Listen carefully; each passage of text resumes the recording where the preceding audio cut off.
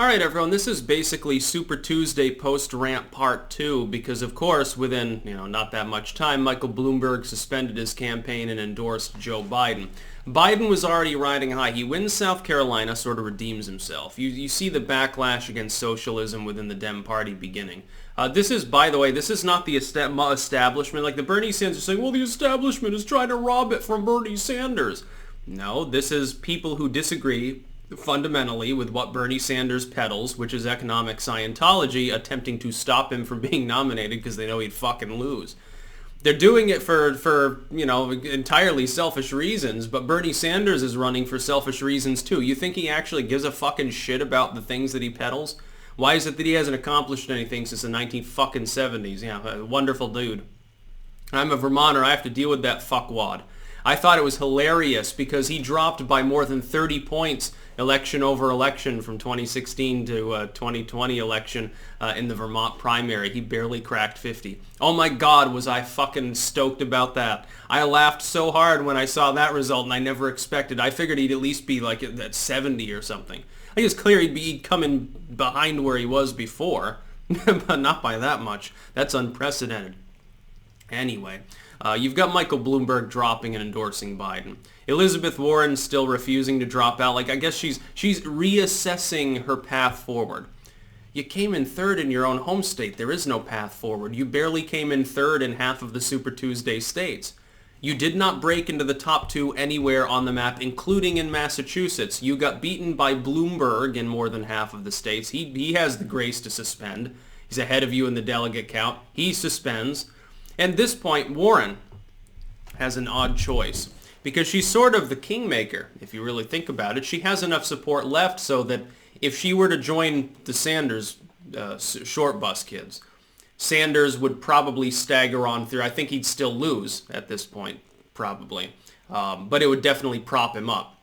If she were to join Biden, of course, Biden will coast to things. The problem is that her fans don't seem to like either of these people because a lot of them are sexist and they want a candidate who's female. It'd be really funny if she said, oh, fuck it, I'm taking on Tulsi Gabbard as my running mate. By the way, Tulsi Gabbard also still in, also completely irrelevant, but maybe in the debate. This is going to be surreal because she won a delegate from American Samoa. Technically speaking, she qualifies for the next debate if she gets enough fundraising in. And she might actually be able to cross that threshold. That's never been her problem. It's the vote threshold, like the polling, that's been her problem. It looks like she might actually be in the next debate. Can you imagine? Yeah, like if Warren stubbornly stays in, Gabbard will crucify her. It'll be funny. She'll do what she did to Kamala Harris. And I will watch and I will laugh. And then you saw Bernie Sanders' crazed debate speech. Not debate speech, his crazy defeat speech, where he's like, well, we're going to continue and don't worry about it. And we showed that we have a coalition that's unlike any other. That was his big buzz term, a coalition like any other. Well, that's not true, Bernie. You came in behind the mark on virtually every block that you've been whining and dining. You claimed to the Democrats that your unique qualification that set you apart from Biden and Warren and all these others was that you could bring the youth vote in, but it never happened. The youth vote was depressed in many places and abandoned you, which is why you did so poorly.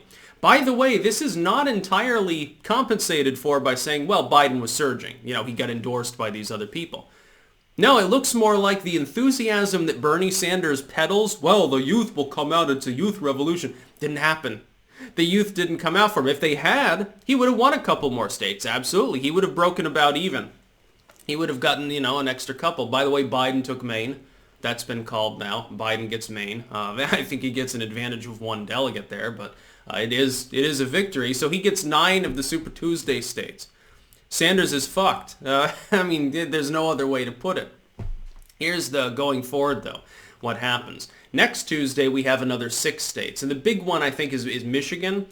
Biden is probably going to take that. Biden's been running ahead. And again, he has the tailwind. He's got 3 major endorsements. He's got Buttigieg, Klobuchar, and Bloomberg, all of which had at least some tertiary support. So he gets support from them. Won South Carolina, big win on Super Tuesday. His opponent looked visibly rattled, giving his basically what amounts to a defeat speech after Super Tuesday.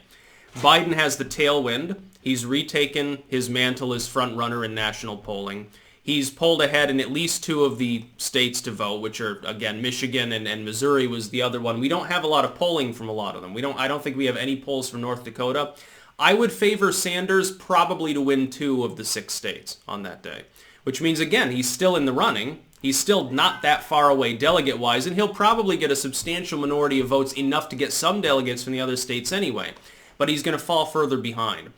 I think the knockout, though, happens a week later when some of the other states vote. I think there's 4 or 5 states, several major ones. Arizona's a big one.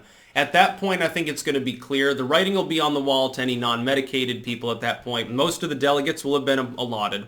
Biden will be ahead by several hundred. He'll have won considerably more states than Bernie Sanders, and he'll have the tailwind and all of these endorsements.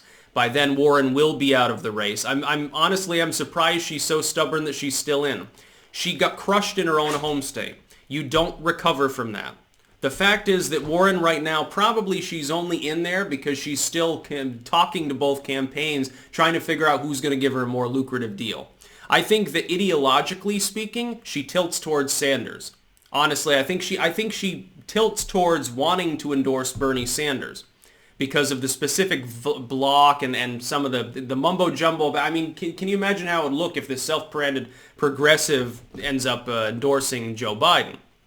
But I think Biden has the tailwind. He has more delegates. He has a much better shot of winning. She understands this, and she's also thinking pragmatically about, maybe I can be a Secretary of State. Maybe I could be a running mate. But I can't do that if I back the person who doesn't win. It's funny because I think Julian Castro still backs her. He did exactly what you're not supposed to do, which is before any voting happened, he put all of his eggs into one basket, and unfortunately that basket is completely out of eggs at this point. It didn't work. Somehow a dude running at 1.4% in the polling before dropping, somehow that didn't change the metrics of the race and help Elizabeth Warren. I still find it funny how people are rambling about thinking that Hillary Clinton is going to suddenly jump into the race. At this point, this is what is going to happen. Biden and Sanders are going to slug it out. And unless there is the messiest and most insane of brokered conventions, one of them will be nominated, and it'll almost certainly be Joe Biden. You're probably looking for a Biden nomination at this point. I would favor Biden to win probably an extra state, to win 4 of the 6 states in a few days. I would expect that he probably wins most of the states thereafter. But at that point, most people will jump ship off the Bernie campaign simply because the revolution never got televised because it wasn't there. So it'll be funny when he loses, which I suspect is going to happen. I'm going to laugh. But keep in mind, much like I say, like, for instance, there's a 99% chance of Trump being reelected. The Dem field's been very weak. Biden is weak. Sanders is weaker, but Biden, I can barely string a sentence together at this point. He's getting worse, by the way, over time. Much like I say that with the caveat that a health problem or a major economic downturn changes that metric, we have to say the same thing in the Dem field. I favor Biden heavily to win the nomination. But Biden is known to self-sabotage. There is always the chance of a major gaffe or a health problem. But then again, there's also the chance Bernie Sanders has another heart attack tomorrow. And keep in mind, really what the Democrats are doing right now is biting the bullet and settling for someone who's probably going to lose anyway. The left knows it. The Dem strategists think it. Trump's people certainly think it. Biden will probably get fucked.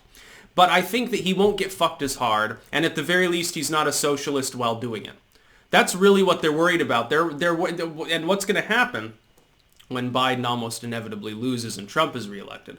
It's the left will blame the DNC. They won't have the introspective capability of blaming themselves for having caused a schism. And Razorfist actually had a good point about the idea, and I guess this is from Ayn Rand initially many decades ago, the concept that the left, the new left, will divide itself infinitely into smaller and smaller single-issue groups and sort of strangle itself. Does appear to be what's happening. Maybe Ayn Rand was an occultist and understood the future. It's funny because I'm not an Ayn Rand fan. Like, I've never really been heavily into her stuff. I'm not exactly like Paul Ryan, if you know what I'm saying. I'm not rich enough to be Paul Ryan. I don't have enough corporate lobbyist connections, and I think, I think Boehner had the pot farm, not Paul Ryan. Paul Ryan would be more likely to have a tobacco plantation, I think. Anyway, I think that it's definitely it's forward thinking, and you should definitely check out his video. I think I'll pop the link to his video in the description, or I'll put it in as a pinned comment. That way you can see it. Excellent channel, by the way, Razor Fist. You know, you should definitely watch his shit.